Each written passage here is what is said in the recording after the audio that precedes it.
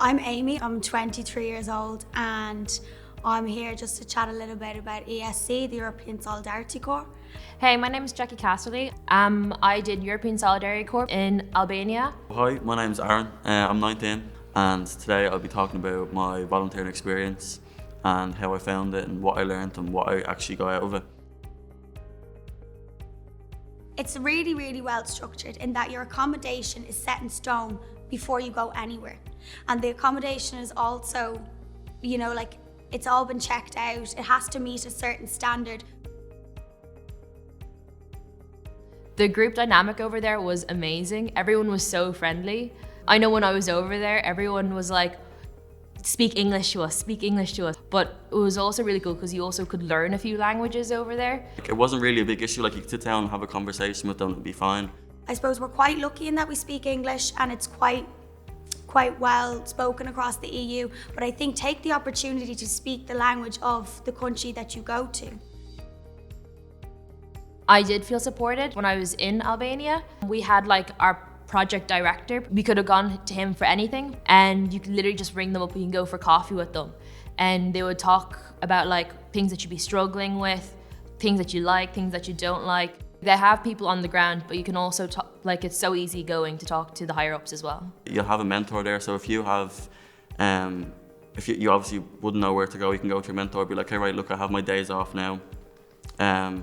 What would you suggest? What's around? What can I go to do? And they will advise you.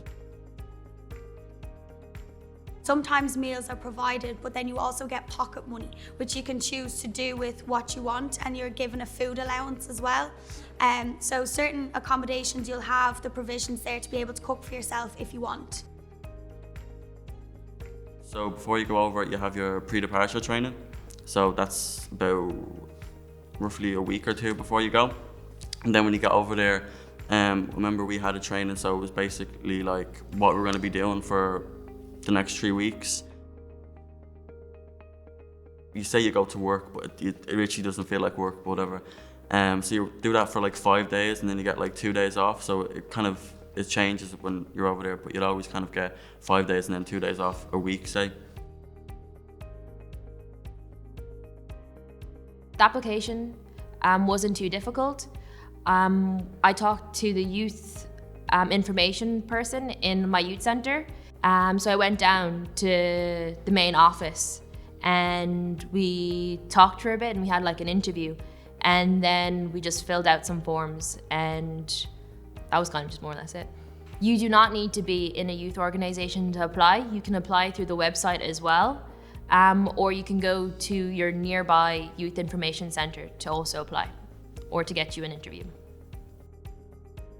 When I did get in contact, I got an email back really quickly, which made me feel confident that the people who I was talking to were real and that they were friendly. And even I answered back with a question and I got an email back within 20 minutes. And I just felt like I could ask anything and there was no presumption that you should know everything. Everyone is taken to be at the same level, and that's what I really liked about it. I wanted to do something with online, working with social media and working with computers mostly, and I found a project that was based in Croatia that feel like it suited me, so I went for that one. I'm really happy now that I can learn more about the European Solidarity Corps and I get to talk to so many people and hear so many stories and I get all the information set out for me. So that's a really positive experience and it's definitely something that I'd look forward to doing in the future. My biggest advice for someone who's going is to just do it. Don't really hesitate, just go for it. I think that you'll when you go there, you'll be on crazy adventures. You'll meet amazing new people. I think self-growth is the biggest thing that I took away from it, because when you go on a volunteering experience, you think that you're going there and you're going to help these people and it creates an us and them. And I think the biggest thing that I took away from it is that it isn't us and them. that it is this sort of sense of collective solidarity, and believe it or not, regardless of skin colour or culture, at the end of the day we're all quite the same. And I learned so much about myself then on these trips away and these journeys, and that I learned how resilient I was, because it's difficult. I'd never lie to anybody and say it was all roses and we just had the crack and the whole lot, but it's emotive inside, if you get me, like your feelings, you feel everything and anything, and the growth that you get from that and being able to come back and be confident, and like it just changes your life altogether. Like I was an early school leaver. I didn't do my leaving cert or anything like that, and I thought there was a certain path then made for me. And then I bumped into the youth worker who said to me, "Oh, do you ever try this thing?" And I was thinking, yeah, right, that's not for me. Like, do you know what I mean? It's not for people like me. And she said, "Oh no, but it actually is." And once she set me on that journey, then I haven't stopped. The ball has just kept rolling. And I think what I've learned about myself is that I am such a strong, resilient woman, and I would never change that about myself. And I don't think I would know half the things I know about myself if it wasn't for doing this experience. And that's the biggest thing that I took back from all my volunteering trips, is that self-growth, I think, in life is key. And it took this to show me, and I'd never go back. I loved it. My name is Susan. I work for Crosscare Clondalkin Youth Service. I'm their Youth Information Officer, and our role as part of the Eurodesk Network is to tell you that there's lots of people out there to help you avail of this programme or any other programmes, and that come and ask for the information, and we will provide you with a range of supports to prepare you to take up such an opportunity. Hi, my name is Małgorzata Fiedot-Davis, and I've been working as the Eurodesk Ireland Coordinator with LARGAS, the national agency of the Erasmus Plus programme and the European Solidarity Corps programme.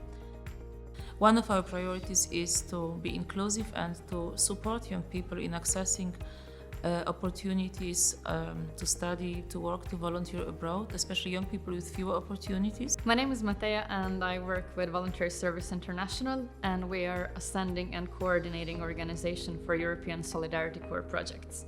So if you're interested in volunteering in another country in the EU, or now with a new program you can actually volunteer in Ireland, you can get in touch with me and I can help you find the right project for you, or I can help you arrange a project just for yourself if you have not managed to find something that would really suit your skills or your interests.